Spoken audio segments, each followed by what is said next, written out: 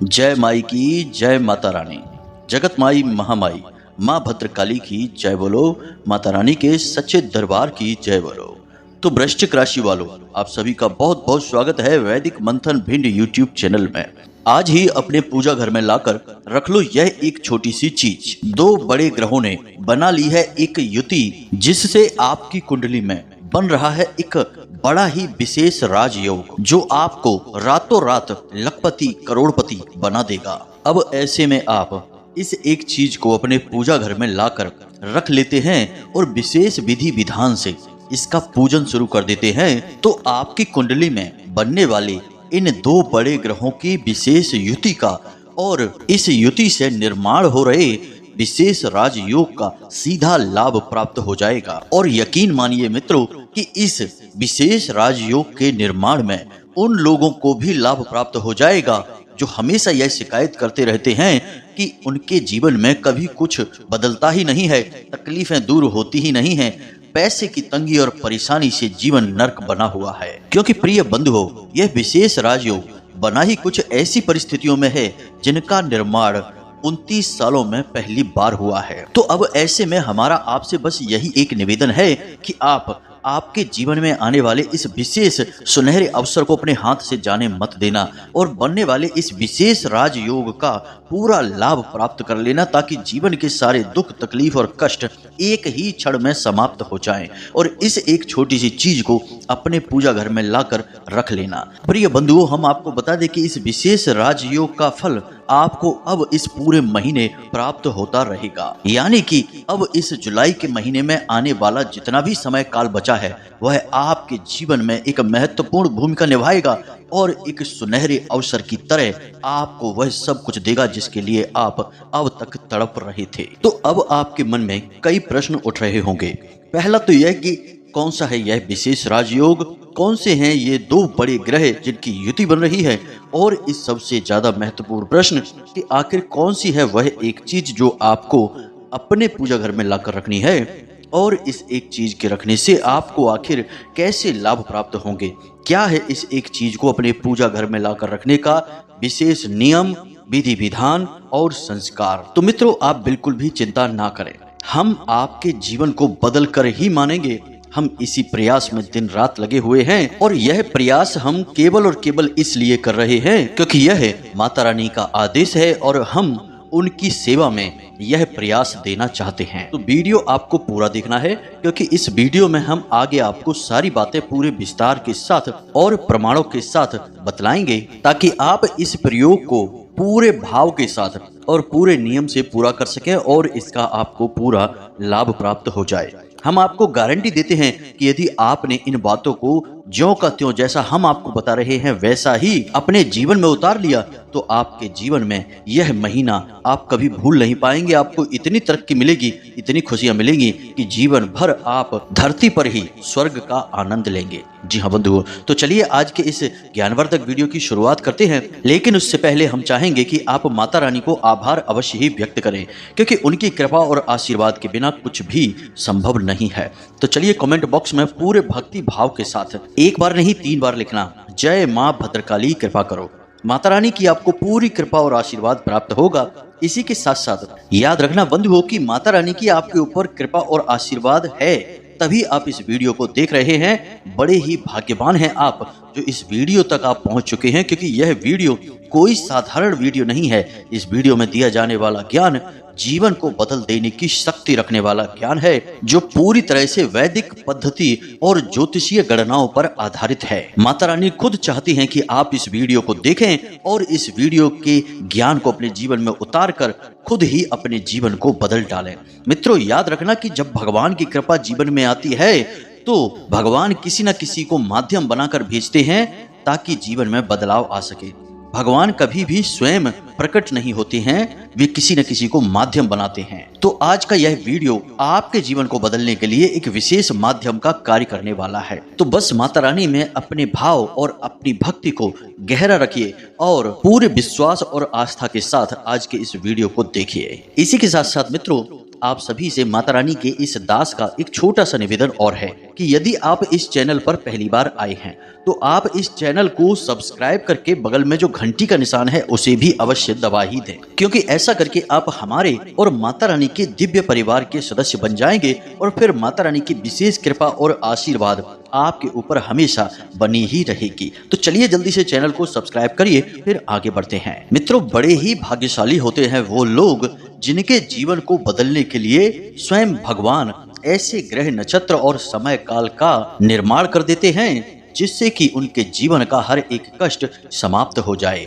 और इस समय काल का सही उपयोग करने के लिए किसी न किसी को माध्यम बनाकर भी भेज देते हैं ताकि जातक अपने जीवन से हर एक कष्ट का समूल नाश कर सके। और अब ऐसा ही कुछ अद्भुत आपके जीवन काल में भी होने वाला है। ग्रहों की बदलती चाल अब इस ओर इशारा कर रही है कि अब आपके जीवन की हर एक दुख तकलीफ और परेशानी का अंत नजदीक ही है। तो बंधुओं, ध्यान से समझिए, इस संसार का सबसे बड़ा दुख, सबसे बड़ी तकलीफ क्या है? वैसे तो हर एक का अपना दुख और अपनी तकलीफ है, लेकिन कहीं न कहीं हर एक दुख इसी एक कारण की वजह से उत्पन्न होता है और यह कारण है धन की कमी, माता लक्ष्मी की कृपा का ना होना, प्रभु श्री नारायण की कृपा का ना होना। यानी कि धन लक्ष्मी के अभाव से ही हर एक कष्ट की शुरुआत होती है। अब चाहे पति पत्नी के बीच झगड़ा हो, विवाद हो, या भाई भाई के बीच झगड़ा हो, या खुद पिता पुत्र के बीच किसी बात को लेकर अनबन हो, खींचतान हो, सारी स्थिति कहीं न कहीं केंद्र में जाकर देखा जाए तो रुपए पैसे की कमी से ही उत्पन्न होती हैं। इसका सबसे बड़ा उदाहरण यह है कि आपने हमारे शास्त्रों में दी जाने वाली कहानियों पर यदि कभी गौर किया हो तो भगवान जब किसी को कष्ट देना चाहते थे तो उसे किसी गरीब के यहाँ पैदा करते थे जो जीवन भर केवल और केवल अभाव और तकलीफों में अपना समय गुजारता था और भीख मांगकर खाता था। वहीं भगवान जब किसी से बहुत प्रसन्न होते थे तो फिर उसे अमीर व्यापारी के यहाँ या फिर राजा के यहाँ राजकुमार की तरह पैदा करते थे और वह जीवन भर सुख भोगता था। तो इन सब बातों से यह तो साबित हो जाता है कि जीवन के सारे कष्ट कहीं ना कहीं धन के अभाव से जुड़े हुए हैं, क्योंकि जब जीवन में धन की कमी होती है, पैसे की तंगी होती है, तो इंसान का मन खराब हो जाता है, उसे बात बात पर गुस्सा आने लगता है, क्योंकि वह न केवल अपने बल्कि अपने से जुड़े हुए परिवार की, अपने बच्चों की, अपनी पत्नी, अपने माता पिता, भाई बहनों की जरूरतों को भी पूरा नहीं कर पा रहा होता है। तो ऐसे में स्वाभाविक है कि उसे चिड़चिड़ाहट होगी ही, उसके मन में खिसियाहट तो रहेगी ही।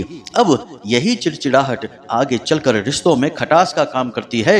और सीधी सी बात है मित्रों कि यह संसार जरूरतों पर चलता है। यदि आपको जरूरत है, आपको प्यास है, तो आप कुएं के पास जाएंगे, वरना कौन जाएगा कुएं के पास?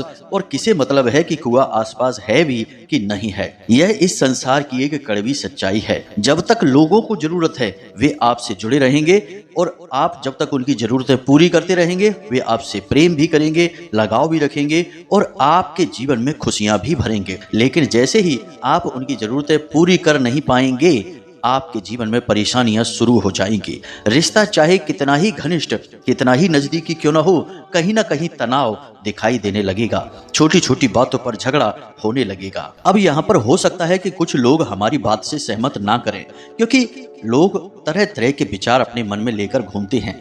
तो किसी किसी को ऐसा लगता है कि यह हमारा भाई है, यह हमसे इसलिए झगड़ रहा है क्योंकि हमने इससे ऐसी बात कह दी है जो इसे बुरी लग गई है। लेकिन मित्रों, हम आपको बता दें कि यदि आप धनवान होते, आपके पास अपार धन दौलत संपत्ति होती, तो आपकी बुरी से बुरी बात का भी लोग बुरा नहीं मानते और उसे भी एक नसीहत और सीख समझकर स्वीकार कर लेते और आपके आसपास घूमते आपको गुरु बना लेते। जी हाँ मित्रों, बात बेशक थोड़ी सी कड़वी है लेकिन सच्ची है। आप अपने दिल पर हाथ रखकर महसूस करिए और हमारी बातों में सच्चाई को समझने की कोशिश करिए।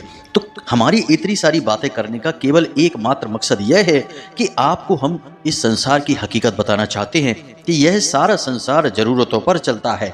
आप जरूरत पूरी करेंगे तो आपके साथ सब प्रेम के साथ रहेंगे और आप यदि जरूरतें पूरी नहीं कर पाएंगे तो सब आपसे दूर भाग जाएंगे। इसीलिए प्रिय बंधुओं, जीवन में धन दौलत का आपके पास होना बहुत अधिक आवश्यक है, क्योंकि यदि धन दौलत नहीं है, आपकी जेब में रुपए पैसे की भरमार नहीं है, तो ना तो आपको प्रेम मिलेगा, ना ही आपको सुख चैन मिलेगा, यहाँ तक कि आपको घर भी नहीं मिलेगा और पेट में 2 रोटी भी नहीं मिलेगी। सब कुछ धन से ही उत्पन्न होता है। यही इस संसार की कड़वी सच्चाई है।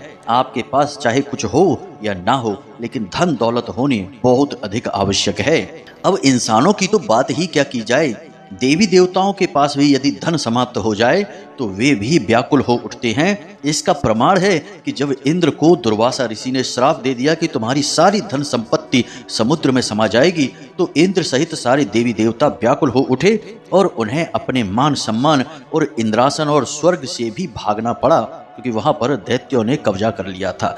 तब देवताओं ने राक्षसों के साथ मिलकर समुद्र मंथन करके अपनी धन संपत्ति और वैभव को बाहर निकाला था। तो आप यहीं से समझिए कि धन संपत्ति का नाता केवल इंसानों से ही नहीं है, देवी देवताओं से भी है। अब हो सकता है कि आपको हमारी बातें थोड़ी सी कड़वी लग रही हों, लेकिन मित्रों यह बिल्कुल ही सत्य है और इस संसार का कड़वा सच है। इसे आपको सहना ही होगा और अच्छी तरह से समझना ही होगा। अब एक सबसे जरूरी बात कि आप यह सोचते होंगे कि पैसा जीवन में तभी आएगा जब आप बहुत मेहनत करेंगे, लेकिन यह बात भी सही नहीं है। यदि मेहनत कर लेने से ही पैसा आ जाता तो इस संसार में जितने भी लेबर हैं, वर्कर हैं, मेहनती कारीगर हैं, पल्लेदार हैं, सब करोड़पति होते।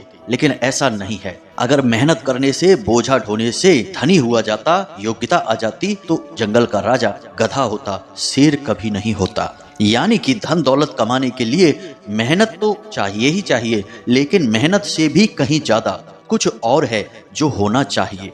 तभी आप धन को अपनी ओर आकर्षित कर पाएंगे और अमीर इंसान बन पाएंगे।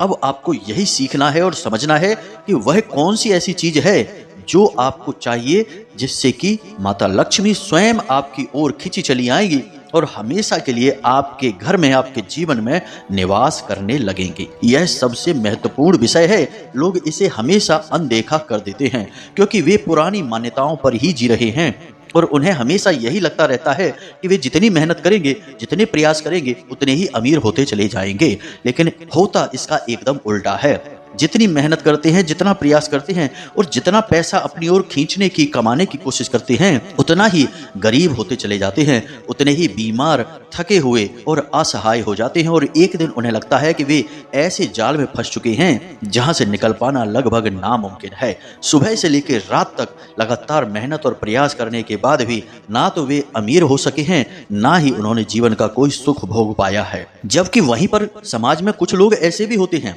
जो बहुत ही कम मेहनत कर रहे होते हैं, उनके प्रयास भी बहुत ही हल्के होते हैं, लेकिन उन पर माता लक्ष्मी की कुछ ऐसी विशेष कृपा होती है कि वे जीवन के सारे सुख और आनंद भोगते हुए भी अमीर होते चले जाते हैं और उनके जीवन में दुनिया की हर एक सुख सुविधा और सभी का प्रेम और आशीर्वाद भी शामिल रहता है। सभी उनसे प्रेम भी करते हैं। तो ऐसे में इन लोगों को देखकर आपके मन में यह ख्याल आ जाता है कि शायद ये लोग भाग्यवान हैं, भगवान इनसे बहुत अधिक प्रेम करते हैं।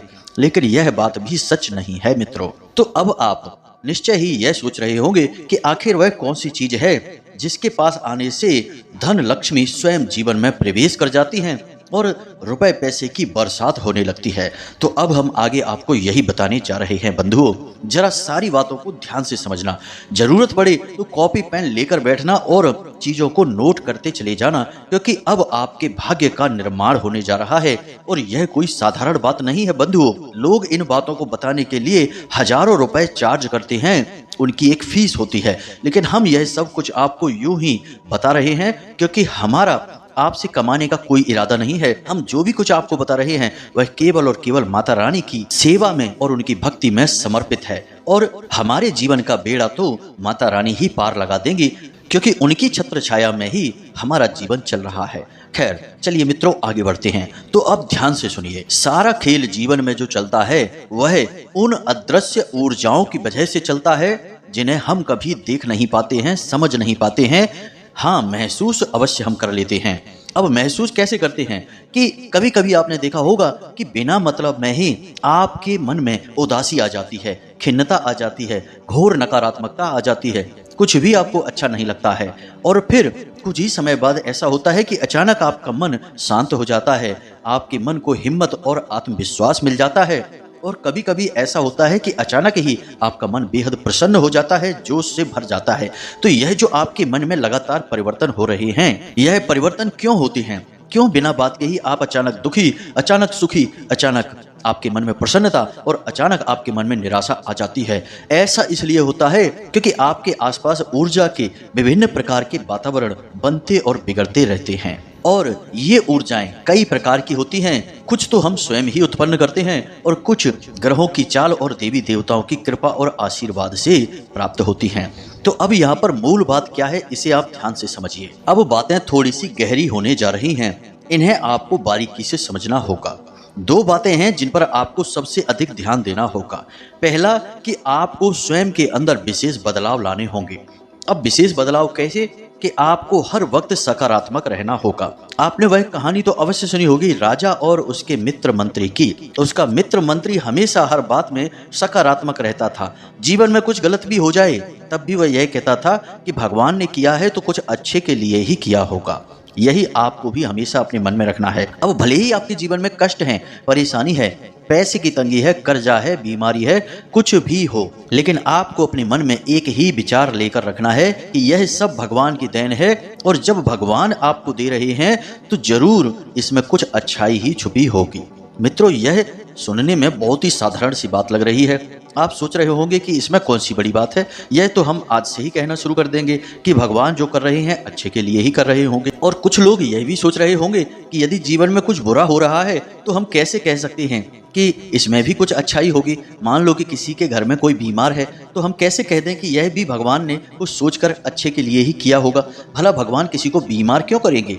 तो मित्रों, हम आपको बता दें कि यह संसार यदि हम अपनी नज़र से देखेंगे तो हम बहुत ही छोटी छोटी बातों में भी उलझ जाएंगे, लेकिन भगवान की दृष्टि से देखो, जिसने यह सारा ब्रह्मांड, सूरज, चांद, सितारे बनाए हैं, वह जिस प्रकार से हमारे जीवन को देखता होगा हम उस प्रकार से कभी नहीं देख पाएंगे। मानकर चलिए कि आप किसी डॉक्टर के पास जाते हैं, आपको बुखार है और डॉक्टर आपको इंजेक्शन लगा देते हैं, तो आपको लगेगा कि हम तो पहले ही तकलीफ में थे और इसने इंजेक्शन लगाकर और तकलीफ दे दी, इसमें भला कौन सी अच्छाई होगी। लेकिन यह इंजेक्शन आगे चलकर आपको ठीक कर देगा, बीमारियों से मुक्त कर देगा। तो भगवान आपको जो तकलीफें दे रहे हैं, भविष्य में निश्चय ही उनके साथ किसी न किसी बड़ी अच्छाई को जोड़ कर रखा है।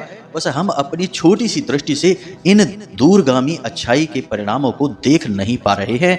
यह हमारा अल्पमति का प्रमाण होता है, यानी कि हमारी बुद्धि अभी इतनी विकसित नहीं हो पाई है। खैर मित्रों, अब ये बातें हम आपको इसलिए कह रहे हैं कि जब आप इन चीजों को समझ नहीं सकते हैं तो बस आप बोलते रहें, इतने से ही काम हो जाएगा। क्योंकि याद रखना कि इंसान जो बोलता है भविष्य में वह वैसा ही बन जाता है। यदि आप अपने बारे में नकारात्मक बोलेंगे और सोचेंगे तो आप नकारात्मक ही हो जाएंगे और फिर आपके जीवन में नकारात्मक घटनाएं ही घटेंगी।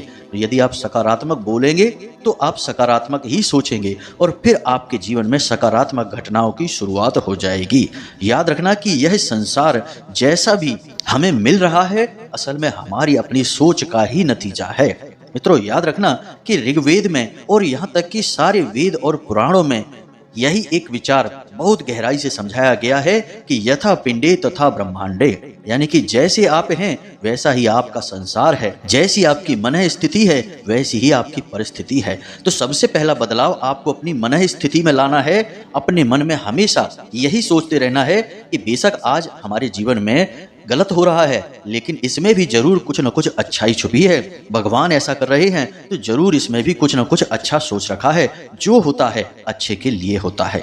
बस यह आपको हमेशा अपने मन में सोचते रहना है और समय जब मिले तो भगवान को इस सब के लिए धन्यवाद देना है। अब जो बुराइयां जीवन में मिल रही हैं उसके लिए भी धन्यवाद देना है और जो अच्छाई मिली है उनके लिए भी धन्यवाद देना है। अब मित्रों, ऐसा तो कभी नहीं होता कि जीवन में केवल और केवल बुरा ही हो रहा हो। जरूर कुछ अच्छाइयां भी होती हैं, बुराइयां भी होती हैं, सबका मेल होता है। तो हर एक बात के लिए भगवान को धन्यवाद देते रहो और जीवन के हर एक अच्छे बुरे पल को भगवान की लीला समझकर स्वीकार कर लो। इस विधि को हमारे शास्त्रों में प्रसाद जीवनम कहा गया है, यानी कि जो आपका जीवन है वह भगवान के द्वारा दिया गया प्रसाद है और आप उसे बस स्वीकार कर लो। क्या आपके हाथ में प्रसाद आता है तो आप यह कहते हैं कि ये मुझे क्या दे दिया, ये मुझे नहीं चाहिए, मुझे तो ये चाहिए था, वो चाहिए था? नहीं, प्रसाद में हमें जो भी मिले हम उसे तुरंत स्वीकार कर लेते हैं, क्योंकि वह भगवान का आशीर्वाद होता है। तो जीवन में भी जो भी कुछ आपको मिल रहा है उसे प्रसाद समझकर ही स्वीकार करिए और भगवान का धन्यवाद करिए। जी हाँ मित्रों, यह पहला मूल मंत्र है जो आपको करना है और यह आपको ही करना होगा। आप ही यह सोच में बदलाव ला सकते हैं, कोई और नहीं कर सकता है। यह पहला कार्य है। अब दूसरा कार्य क्या है, इसे आप ध्यान से सुनिए। यही हमारी इस वीडियो का मूल विषय है। अब हम आपको ग्रहों की चाल और उस एक चीज के बारे में बताने जा रहे हैं, तो जरा ध्यान से सुनना। अब आपकी कुंडली में एक विशेष ग्रह योग का निर्माण हो चुका है और यह ग्रह योग एक विशेष राजयोग को उत्पन्न कर रहा है, जिसे हम नारायण लक्ष्मी राजयोग कहते हैं। जी हाँ मित्रों, ध्यान से समझना। जब बुध ग्रह के साथ शुक्र ग्रह मिल जाता है और दोनों ही बड़े ही शुभ और कल्याणकारी ग्रह होते हैं, दोनों ही ग्रह जब एक ही भाव में गोचर करते हैं तो इस विशेष राजयोग का निर्माण होता है। अब शुक्र कौन है? शुक्र है धन दौलत, भोग विलास और जीवन में आनंद के और स्त्री सुख के, पारिवारिक शांति और सुकून के देवता। और बुध कौन है? बुध है काम धंधे, व्यापार, वाणी और बुद्धि के देवता। अब इन दोनों ग्रहों की सम्मिलित कृपा आपके ऊपर आने वाली है। या यूं कहें कि धीरे धीरे इसकी शुरुआत हो चुकी है और इस पूरे जुलाई के महीने इन दोनों ग्रहों की विशेष कृपा आपको प्राप्त होती रहेगी। तो अब आप ऐसे में क्या कर सकते हैं? ऐसे में आप एक विशेष वस्तु है जिसे अपने घर में लाकर अपने पूजा घर में रख लें और विशेष विधि विधान से पूजन करते रहें। इससे क्या होगा? इससे यह होगा कि इन दोनों ग्रहों की जो विशेष कृपा आपके ऊपर आ रही है वह और अधिक बढ़ जाएगी और आपके जीवन से जो नकारात्मकता है वह भी दूर हो जाएगी। याद रखना कि हम अपने लगभग हर वीडियो में आपको यह बताते हैं कि आप तक सौभाग्य क्यों नहीं पहुंच पाता, क्योंकि कहीं ना कहीं नकारात्मकता बीच में रुकावट का कार्य करती है। तो आपको यह नकारात्मकता हटाना भी बहुत अधिक आवश्यक है। तो अब ध्यान से सुनिए कि वह कौन सी एक चीज है जिसे आपको अपने पूजा घर में लाकर रखना है और उसका नित्य पूजन करना होगा। तो अब इस एक चीज का नाम है नारायण शालिग्राम। जी हाँ बंधुओं, नारायण शालिग्राम जैसा कि नाम से ही पता चल रहा है बिल्कुल ही सुर्ख काले होते हैं और गोल होते हैं। इन्हें आपके घर में होना बहुत अधिक आवश्यक है। अब इस बन रहे नारायण लक्ष्मी राजयोग का पूरा लाभ आपको प्राप्त करना है तो इन शालिग्राम को आपको अपने घर के पूजा घर में स्थापित करना ही होगा। अब हो सकता है कि कुछ लोगों के घर में पहले से ही शालिग्राम हो, तो यदि पहले से ही शालिग्राम आपके घर में हैं तो कोई दिक्कत नहीं है। आप उन्हीं के साथ एक विशेष पूजा पाठ और स्थान पर उन्हें स्थापित कर सकते हैं। तो वह क्या है नियम, इसे आप ध्यान से सुनिए। अब जो नियम और विधान हम आपको बताने जा रहे हैं ये आप दोनों के लिए हैं, जिनके घर में शालिग्राम पहले से स्थापित हैं उनके लिए भी और जो नए खरीद कर लेकर आएंगे उनके लिए भी। तो आपको क्या करना है कि वैसे तो तुलसी के गमले में शालिग्राम की स्थापना की जाए तो सबसे पवित्र स्थान वही है और सबसे शुद्ध स्थान, शास्त्रवत स्थान वही है। लेकिन ऐसा कर पाना संभव नहीं है क्योंकि घर में छोटे बच्चे होते हैं और शालिग्राम के साथ अशिष्टता भी हो सकती है। इसलिए आपके लिए सबसे बेहतर यह होगा कि आप अपने पूजा घर में एक पीतल की कटोरी में थोड़ा सा पवित्र जल भरें और उस पवित्र जल में तुलसी दल के साथ शालिग्राम की स्थापना करें और इसी के साथ साथ उनकी नियमित पूजा पाठ भी करें, उनके नाम से एक दीपक भी प्रज्वलित करें। और शाम के समय आप कुछ समय के लिए शालिग्राम की इस कटोरी को ले जाकर तुलसी के गमले में भी रखें। एक आध घंटे रखने के बाद पुनः आप इन्हें अपने पूजा घर में लेकर आएं। यह होती है सही शास्त्रवत विधि। इससे शालिग्राम का अपमान भी नहीं होता है।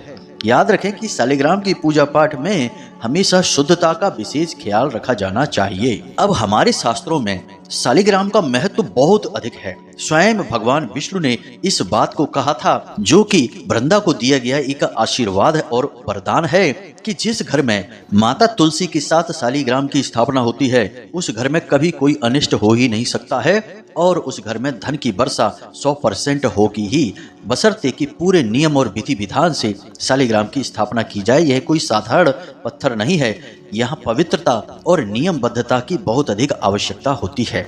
अब इसी के साथ साथ इस साल पड़ने वाली प्रबोधनी एकादशी को आप तुलसी और शालिग्राम का विवाह भी करवा सकते हैं। आप अपने स्तर पर तुलसी और शालिग्राम की विवाह की पद्धति करें। जरूरी नहीं कि आप बहुत ज्यादा तामझाम करें, छोटी मोटी पूजा पाठ का आयोजन करें और कन्याओं को भोजन आदि कराकर यह कार्य संपन्न करें।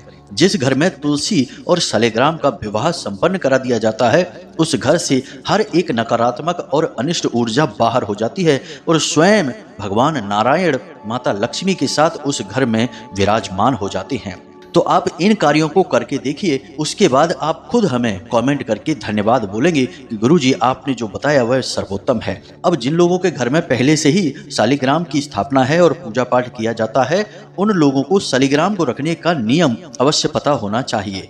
एक कटोरी में पवित्र जल को भर के तुलसी दल के साथ शालिग्राम की स्थापना की जानी चाहिए। अब शालिग्राम का सीधा संबंध जल के साथ भी होता है, क्योंकि नेपाल में बहने वाली गंडकी नदी के तल में ही शालिग्राम प्राप्त किए जाते हैं। तो इनका सीधा संबंध जल से होता है, तो इन्हें यूं ही सूखे स्थान पर रख देना असल में शालिग्राम का अपमान होता है।